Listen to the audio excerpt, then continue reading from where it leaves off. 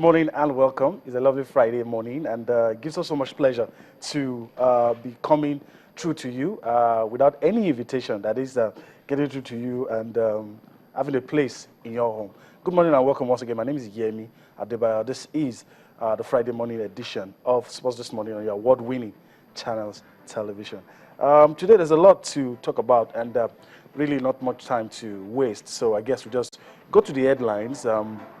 See what's happening across the world and things that will form the bulk of what we'll be discussing on the show this morning. And, well, the journey begins for Nigerian teams on the continent, talking about club competition. You're talking about the CAF Champions League and the CAF Confederations Cup. So our teams, Kano Pillars, Eyimba, Warri Wolves, and Dolphins will be involved. So the journey begins for those sets of teams.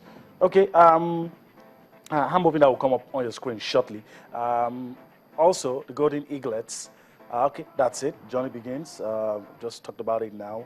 Our teams on the continent. All right, the Eaglets, they're in the news. They are ready to conquer. They're ready, of course, to conquer Africa. Let's not forget, they are the world champions. And last time out, they weren't able to win the African competition, but this time they're in it to win, according to the youngsters. All right. Moving on from there, we're traveling to England, and of course, it's going to be about these two guys that you see on your screen, Harry Kane and Danny Ings. Of course, one from Burnley, one from Spurs. They are waiting in the wings for an England call-up. You can also tell us if you feel that these guys really deserve a place in the Three Lions setup. And of course, lastly, before we move on, our last bit of story has to do with tennis. Murray on course. Britain's Andy Murray is on course to win the tennis championship in Rotterdam. He is the #1 seed, and of course, he is true to the last 8. We will be talking about all of that for you this morning. Okay, well, you're very important to us, and we want you to be involved in everything we are doing on the show this morning, and that's why you're going to see what you're going to see right now. Feedback. We want you to speak out on the head, get your views across to us on the platforms that you have on your screen, so email, on Facebook, on Twitter. You can use the handles that you have on your screen. Of course, we have the official channels handle, that's at channels_sports. And of course, the other handle you have on your screen. You can also hit us on Facebook, get your thoughts across to us on any issue in the amazing world of sports.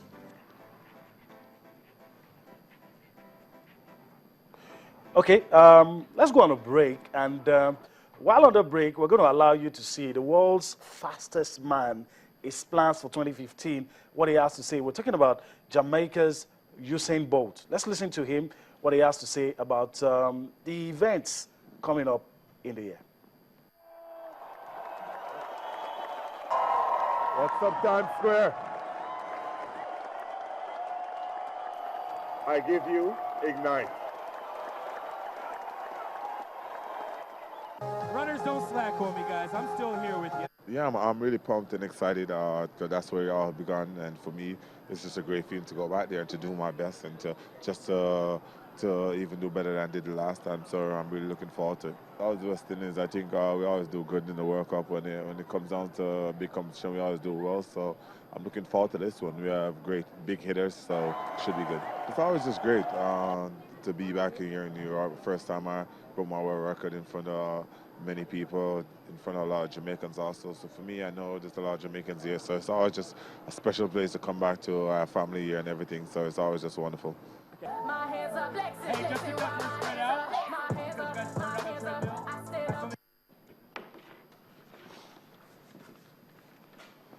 All right, welcome back. Usain Bolt, talking about New York, that was actually a promotional event.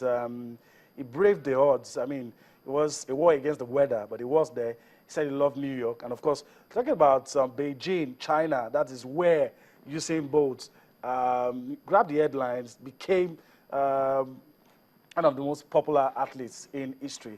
And of course, New York also important to him because that was where he broke Asafa Powell's record for the sprints. Okay, we'll move on. There's not much of athletics on the show this morning, but there's a lot of football for you. Let me quickly introduce my partner on the show. Well, it's the season of love. Love is in the air, and it's only fitting for me to bring to you this morning for a change. Cecilia Morobe. Thank you. Okay. There are two issues in the world of sport, not really part of what we're discussing this morning, but I can't leave those issues without allowing you to have your say on them. Two issues, critically. Talking about the women, you're going to tell us how you feel, and Coach Stephen Keshi. News making the rounds, he's been offered a new contract. Some say he's still in for the Burkina Faso job, whether or not is the one that applied or they are the ones seeking for him is another thing entirely. But have your say quickly on those two issues. No, I think basically, Demola Lajiri was here on Sports Night on Wednesday night, and he talked about the fact that he's been offered a new contract and all that. I think that's what we will take because he's the head of media and communication from Nigerian Football Federation. That's what I will take. Now, talking about Coach Stephen Keshi applying for the Botswana job, I mean, you look at that and you ask yourself, Burkina Faso, right? You look at that and you ask yourself, did he really apply for the job? Or it's just mere speculations? Okay. We don't really know that. But what we know is the fact that Nigerian Football Federation decided to offer him a new contract. So the whole saga will definitely be over. I just can't wait for it to be over because it's taking a longer time and Keshi seems not to be moving forward and the national team is just there. When they played two friendlies against Yemen and of course Côte d'Ivoire, it was Daniel Amokachi, and people started asking, is Amokachi going to step in? But it was when he made a phone call to the players when they were in camp, and he said, okay, go all out and play at your best. Okay, Stephen Keshi is still there. He's probably still in charge. So we really How about don't the know. ladies? But I'll take from the Nigerian Football Federation angle, That which is perspective. that perspective is not for the new contract. For the Super Falcons, when you talk about the Super Falcons, it's like you don't really know what's going on. When you talk to the coaches and the players, they tell you that, are we resuming camp? I don't even know. I'm not aware of it. We heard that National Sports Commission, Elegbele, the Director General said, okay, NFF should, open camp for them where they're going to stay. They're supposed to be in camp on the 12th. That was yesterday, but there's definitely nobody in camp. And you know what they're opening camp for? It's supposed to be for the All-African Games qualifying against Mali, or of course the Olympics. And check the fact that Nigeria did not qualify for the last two editions of this tournament. So we're just waiting in the wings. Keshi's contract waiting, the Super Falcons waiting. But I think the Super Falcons is even more important because they're going to be at the World Cup. They're going to play the All-African Games qualifiers and, of course, the Olympic qualifiers. And they're just there while their opponents are actually playing a lot of friendlies. Tonight, of course, US and England will be playing a friendly game. So that's really huge. But Super Falcons, they're just waiting, watching. Some of them are at home. Those that have signed for foreign clubs, the Super League, English Super League is going to resume in March. Those in Sweden, they have just resumed. And the others that are the Women's League in Nigeria will be resuming in March. So they're just waiting at home. All right.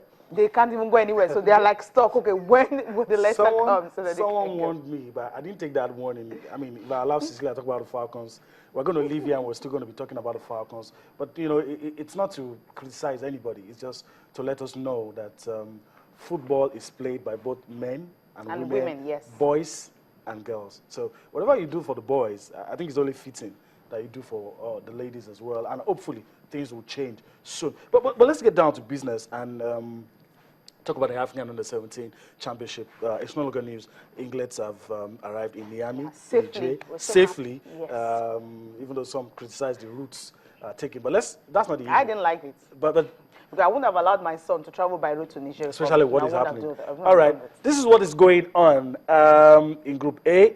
On Sunday, Nigeria takes on the host. Tricky one. A tricky one, yeah, when you play it. And once you lose your first game, it sets you off. Yes. So this is a game we must not lose. And of course, Guinea will take on Zambia. And of course, on Monday, you have well, I don't know if I should call them defending champions because that's what they really are. Côte d'Ivoire take on South Africa, and of course Mali, the Eagles of Mali, well, Junior Eagles anyway, take on Cameroon. But let's focus on our own. Nigeria. I love age grade teams.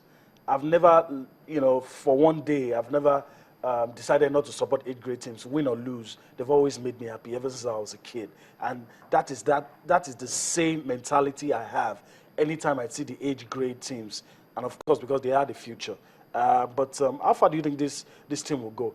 I mean, you can't really judge the Eaglets. They've done it all. Precisely. I think they'll go very far. They might even win it because remember the last time they didn't win it and all that. And one of the coaches that was responsible in that, talking about Emmanuel Amunike, he's also with them. And the preparations they've had a very fantastic preparations, going to this tournament, playing different clubs across Nigeria, different camp and all that, and some of the players that joined them. And what I'm really happy about in this Golden Eaglet is that they are all fresh boys. For you to bring up young players from across the country, prune them down, the MRI test, and getting everybody ready for the tournament is a huge one for Amunike. With their preparations and everything they've gone through, I think definitely they will go far. Against Nigeria Republic, of course, host nation, the fact that they're playing the host nation at first might just be something they may not really like, but the fact that they prepared so well, I think that will be a major boost for them. And looking at the coach that they have, come on, he's been with the other boys, and he knew how they were able to achieve the result. Although they could not win it, they went on to win the World Cup. All the way to win the World Cup. So I think that